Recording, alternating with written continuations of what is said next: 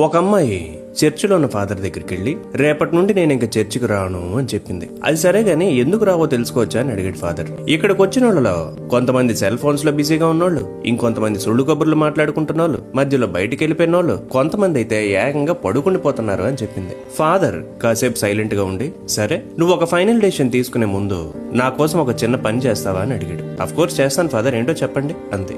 ఒక గ్లాస్ నిండుగా నీళ్లు నింపి ఒక్క చుక్క కూడా కింద పడకుండా ఈ చర్చి చుట్టూ 3 సార్లు తిరుగు అన్నాడు. సరే అని గ్లాస్ నిండా నీళ్లు నింపి 3 సార్లు తిరిగి ఫాదర్ దగ్గరికి వచ్చి, చూసారా ఒక్క చుక్క కూడా పడలేదని గర్వంగా చెప్పింది.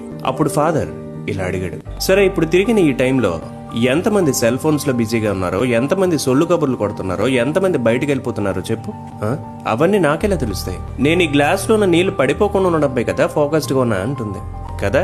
అలాగే నువ్వు చర్చిలో ఉన్నప్పుడు కూడా నువ్వు అసలు చర్చికి ఎందుకు వచ్చావనే దానిపై మాత్రమే నీ ఫోకస్ ఉండుంటే ఎవడేం చేస్తున్నాడనేది నీకు అసలు ఫరకే పడదుగా.